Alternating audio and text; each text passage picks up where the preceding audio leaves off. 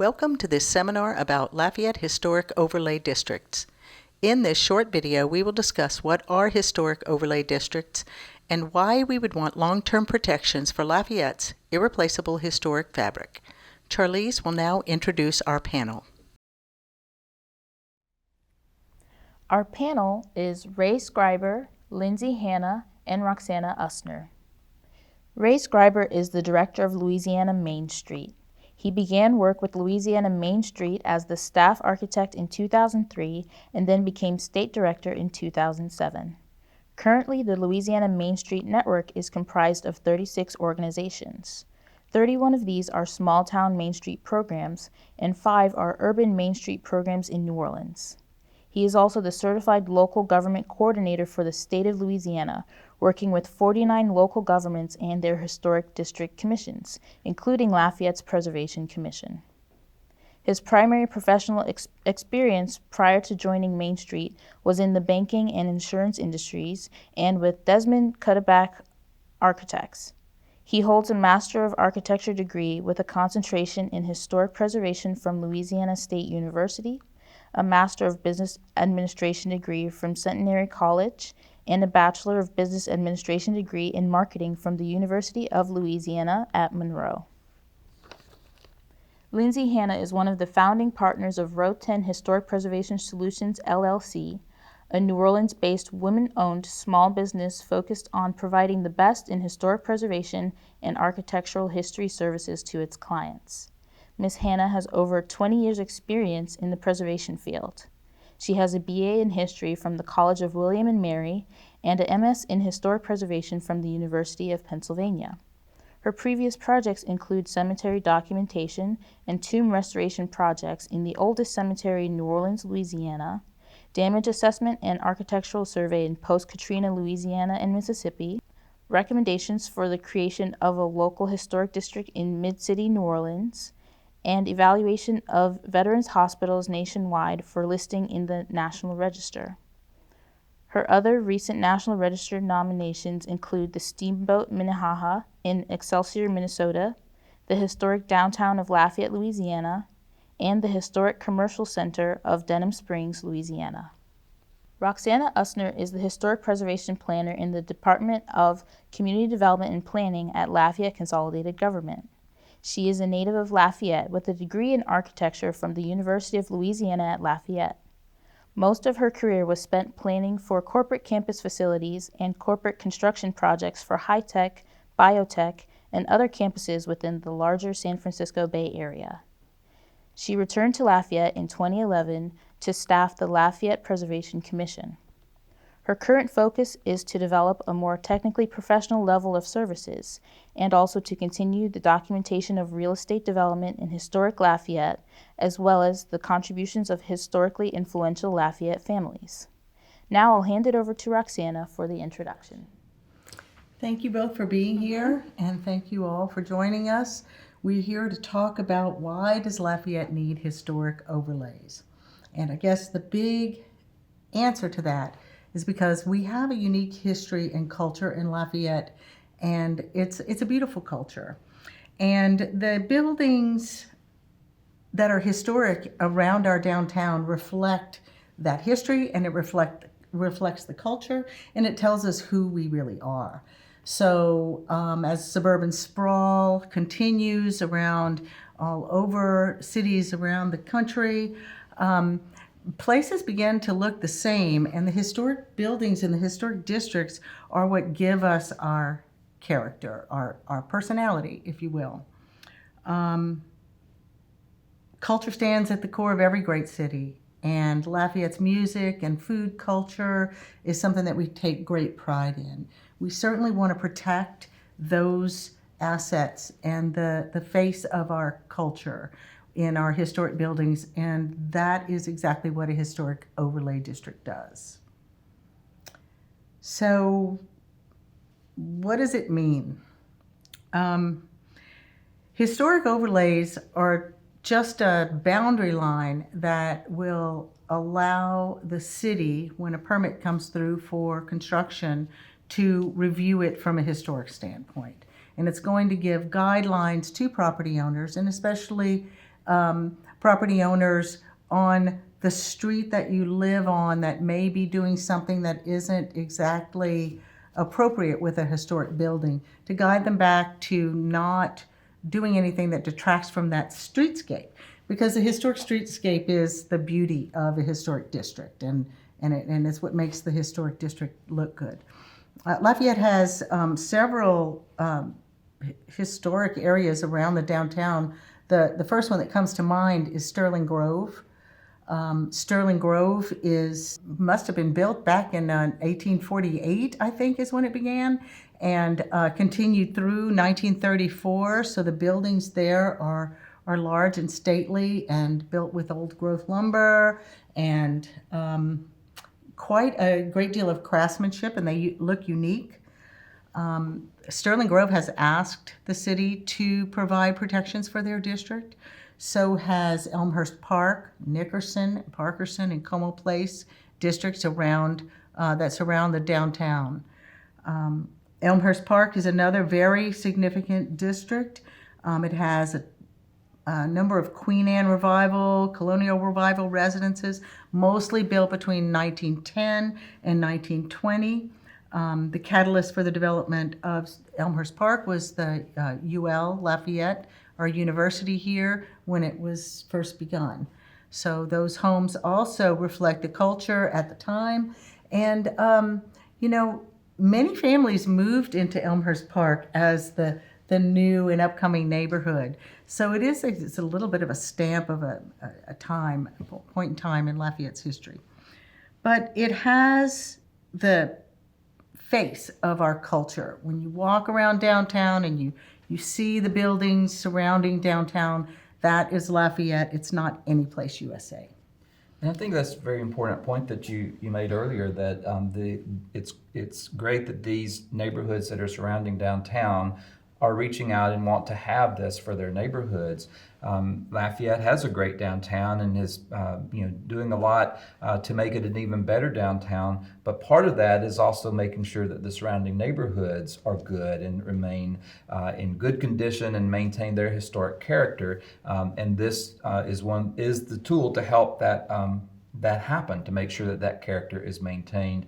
People will want to live in those neighborhoods surrounding downtown, and then they will support the downtown and be able to walk to downtown in a lot of areas and be big supporters of downtown and really consider their downtown as part of their neighborhood.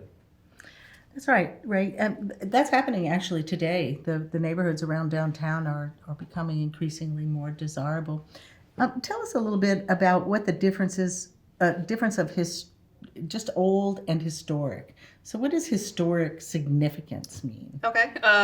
A building is considered historic if it's at least 50 years old and has some sort of tie to a significant architectural trend or cultural trend or part of the history of Lafayette.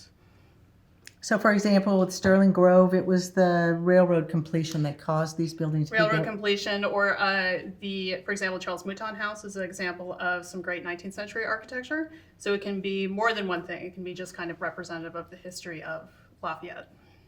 Okay.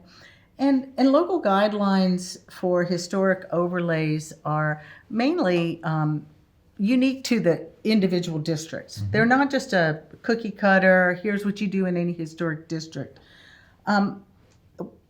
Let's talk a little bit about the benefits of historic overlays to the property owners in the district. Okay. Like, why would we want a historic overlay on my street? I think one of the best benefits of that is that you may be a property owner that is taking good care of your property and is maintaining it and maintaining its historic character, but there might be a neighbor down the street that's not doing such a good job or wants to make some changes to their building that are not appropriate for the district. So it helps make sure that your neighbors do the things for their properties that maintain the historic character, and then that also makes sure that your property values are maintained. In fact, it's been proven across the country that property values within districts, historic districts that have some oversight, improve at a greater rate than districts or neighborhoods that don't have some type of oversight, because people know that this is being looked at, the character of the district is being, an effort is being made to maintain that character of the district, and that encourages them to invest and want to invest their money in the district also. So investment increases, people want to be in a neighborhood that has character, and this is the way that you maintain the character of that neighborhood. And also, our comprehensive plan talks about that. Lafayette put together a comprehensive plan in 2015, and we've been following that plan. And part of the directives of that plan, two specific goals, as a matter of fact. One is to promote and highlight our historic and cultural resources, and the other is to protect the neighborhoods that surround our downtown and revitalize those, because they're actually assets. Yeah, they are, and having a historic district is really the only legal protection that there is in place for neighborhoods and to protect the character of a neighborhood. That's right. And so the legal protections were enabled. We have the local government is able to create such a district with guidelines or regulations, I should say, because the federal and state laws give that power to the local municipal government. The state law is very specific in that the power in this is held at the local level, because that's where the best preservation happens, is at the local level. The people in that community know their community and know what's appropriate for their community. We at the state don't want to have the power to come in and say what should be in this area.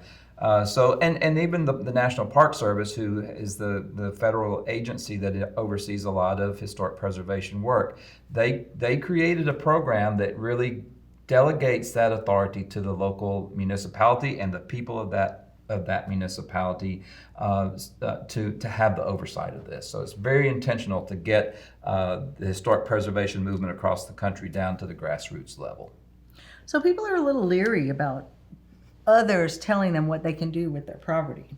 So let's talk about that word appropriate. It's a heavy word. It's a big word when you're talking about historic districts.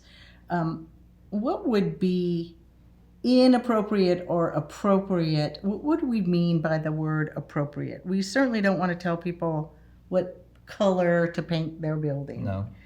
And the guidelines aren't going to impact interiors. It's not going to be where you're going to put, the kitchen sink, that level of, looking at it. So appropriate is something like, okay, don't change the windows on the front facade of your house. Or if you change them, if you have to change them because they've become deteriorated to the point that they can't be repaired, make sure that the windows that you replace them with are appropriate for that particular. They look the same. They look the same. Same dimensions, same configuration of the window panes, that sort of thing. Yeah. And then my family's growing and I need an extra bedroom and maybe a playroom and I need to add on to my house. What would be appropriate if I was in a historic district? Additions are perfectly appropriate in a historic district. The guidelines are not going to say you can never change your house, but the idea is to make sure the addition is in the same scale as the original building itself. So for example, if you have a one-story building, a three-story addition is not ideal. But you want to keep the same kind of exterior materials and window location and that sort of thing so that it blends with the neighborhood as a whole. Okay, so thoughtful development and planning can incorporate new design within the context of a historic district. Of course, because the idea is you don't want a hermetically sealed neighborhood. You want to be able to grow and change as the neighborhood does, but you just want to make sure you keep that historic feeling for the neighborhood. Neighborhoods have changed over time, and there's been new construction through the years. So new construction is okay within a historic district as long, again, as it's appropriate, as size, scale, materials, and types of things like that. Then the purpose of historic preservation is not to restrict growth or restrict development in improvements, but really to enhance it and make sure, again, it's appropriate. I keep using that word, I know. Right. But you don't want to build something next door to a historic building on an empty lot that looks just like that, period. So Right. The goal here is not to create any sort of false historic character. It's to take what's there in the neighborhood, draw from that as inspiration, and create something new that in 50 years someone else is going to want to preserve. Okay, so that way the historic value is maintained for many years down the road. The other thing is that historic buildings, once they're destroyed, it's a one-way street. Preservation of a historic building is a one-way street. You cannot get it back once it's destroyed. And so the very nature of these districts, or the way they are because of these buildings, and we want to make sure that they stay and they're maintained and they're not changed in such a way that it doesn't look historic anymore, or you can't see the building for the addition. Mm-hmm. Okay, very good. Can we talk about economic vitality of historic districts a little bit? You have some examples of historic districts. I think we went through Spanish Town. Yeah, Spanish Town is a great example of the economic vitality of a historic district. Spanish Town is adjacent to downtown Baton Rouge, and it's adjacent literally to the state capitol. And for years, it was in a state of decline. People didn't want to live there. It was on a downward trend. But the residents of that neighborhood decided that they wanted to make sure that Spanish Town maintained its character and that it stayed a viable neighborhood for Baton Rouge. And so they established and became a historic district that has the oversight of a commission, and that has changed the direction of that neighborhood, and now it's very desirable. It's Right.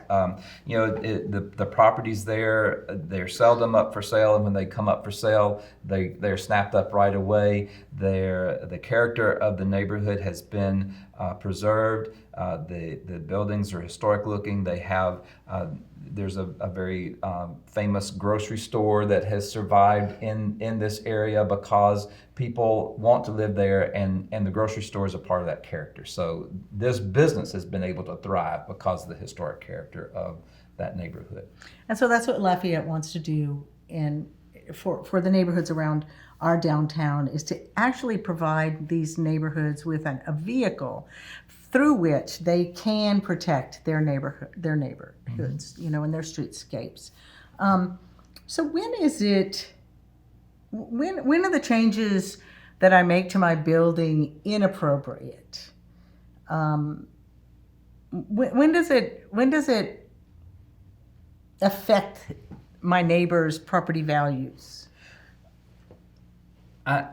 One example would be in materials, and if someone wanted to put up a garage or a storage shed type building or something like that, and maybe they wanted to use metal that is not appropriate for the district, that could decrease the property value of the adjacent property, because here's some intrusion of newer materials that aren't appropriate for that district, and that could signal a decline that more things will go that way.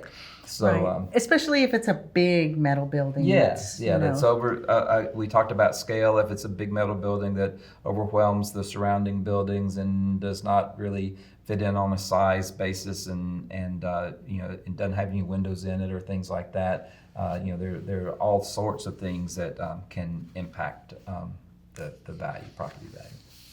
So, a lot of neighborhoods protect their neighborhoods with an HOA. Lafayette Consolidated Government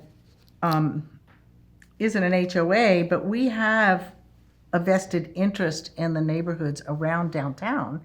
And so that's why we want to develop the regulations for these historic neighborhoods, because it's not just because we don't want someone to put a garage for their big recreation vehicle or a 3-story garage to handle their tractor in a nice little subdivision. What we want to do is manage the growth and the development to keep the streetscapes looking. It's very much like an HOA, only it's city regulations. And this is because it matters to our downtown development and our downtown the vitality of our downtown.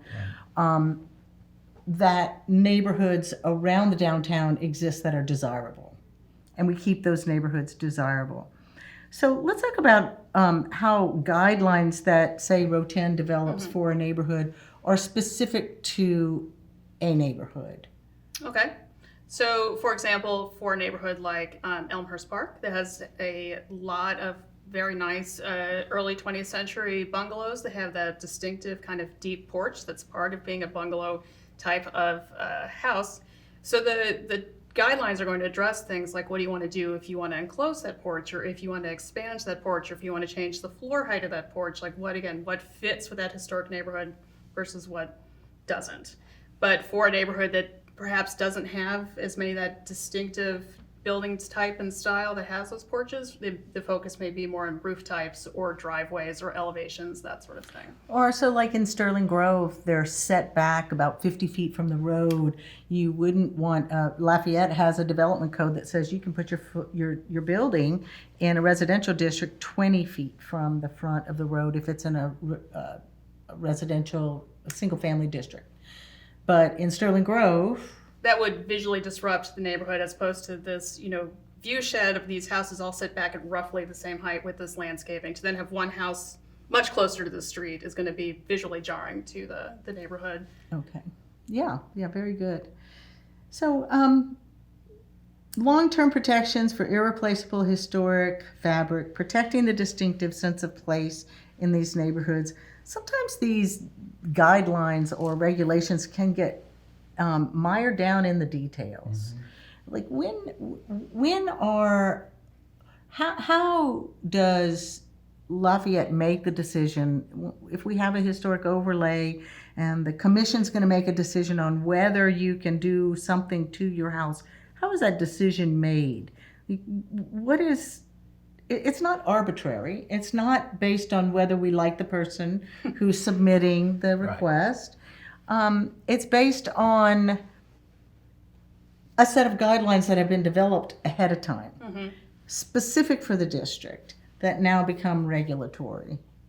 And the guidelines provide a framework in order to make the changes to the building. So it's not going to be, this house needs only that door. It's going to be, here's the framework in order to pick which door will fit with the historic character of your house. And also, I think there are some buildings that are going to be, maybe we would be more restrictive with than others in the neighborhood. For example, the Roy House on the corner of Johnston and University is distinctive, and a bungalow maybe within the neighborhood is not as distinctive. If a building has a very specific architectural character, for example, a Queen Anne house that has all the decorative fretwork and woodwork on the exterior, that will probably be of a bigger concern to the commission than, say, a relatively plain, modest bungalow that doesn't have as much of the elaborate decorative pieces. So, yes, for something like that, there may be a different set of requirements or things the commission looks at than, a smaller, different type of style. Right. So the guidelines even within a district may vary from house to house. Absolutely. Okay. And the guidelines will be really kind of the Bible that the commission will use to make its decisions. They won't be arbitrary decisions. They'll be decisions based on the things that have been pointed out in the guidelines, and they'll be able to go to a section of the guidelines if someone wants to replace their front door. That there are guidelines, and those guidelines will also help the building owner so that they know ahead of time, what will be appropriate and what won't be appropriate, and that can help them in their decision making. That is a really good point. Helping the property owners know what is appropriate, because I know several times property owners have approached me and said that my contractor says I need to change my windows in my historic house because I'm losing energy through those windows. And the fact is that energy is lost more through the roof and through small openings like electrical outlets in a wall.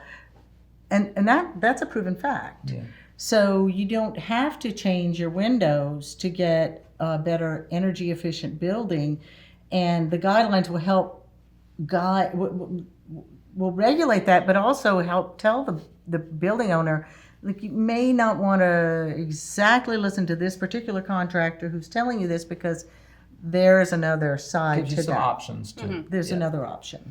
Well, and the guidelines will be readily accessible for everyone to view, and for homeowners to take a look at. They're not going to be just held by the commission and only they'll know. It's going to be able to see what's available. And they'll be informed ahead of time. Right. Yes. Very, very good.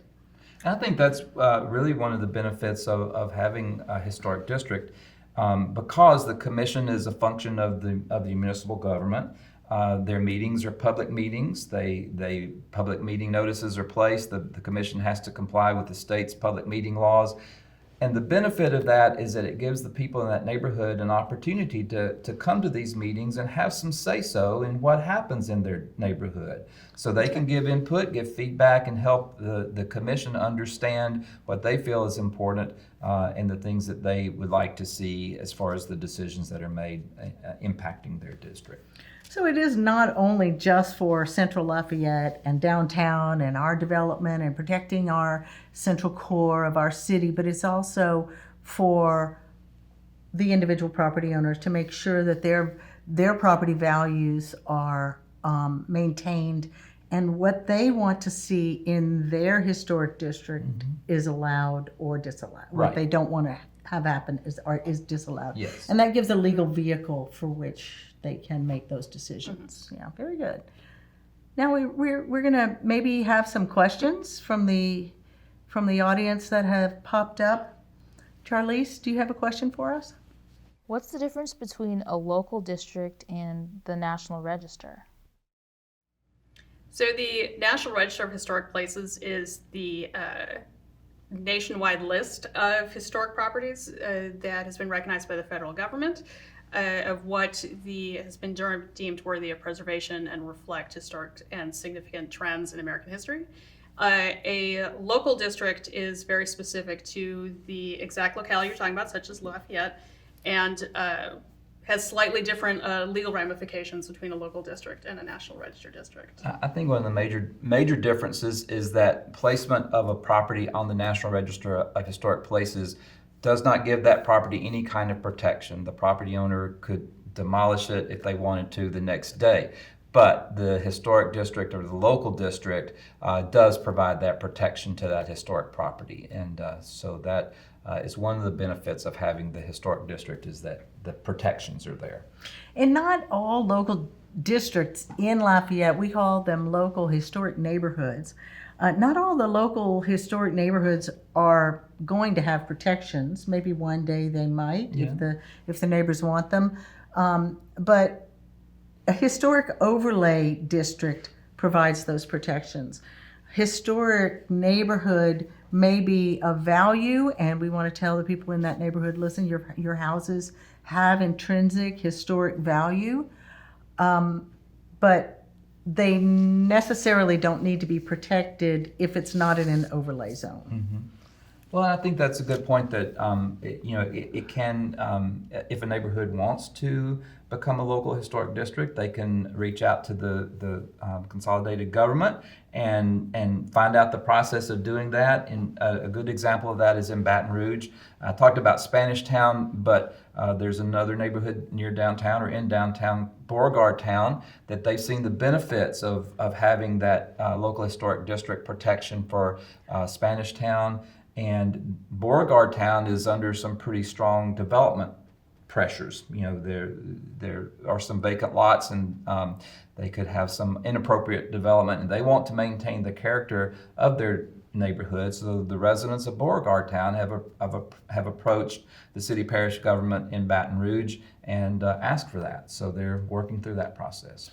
Yeah, that's a good point. It's a lot of times historic overlay districts happen when development pressures are pressing in on the borders of the district. I know there's several districts, several areas around downtown Lafayette that have that, with the university and their need for more and more parking and apartment. Yeah. Elmhurst Park certainly has that pressure, and Sterling Grove has had its own pressures, mainly by highway development. So one of the interesting things about a National Register designation, though, is if a federal project is going to happen in an area and you have a district that is on the National Register, it allows the Department of Transportation to provide some extra protections or extra mitigating the negative effects of a highway. So that is one good thing about a national. Well, and that Designation. follows through to the local district also, it because does? whenever there's a local a local commission in place through that process of federal projects, the local commission has the opportunity to give input as well. Oh, good. Good. How about another question for us, Charlie? So, does a historic district mean I can't sell my house? No. Absolutely not. You can still sell your house to Whoever.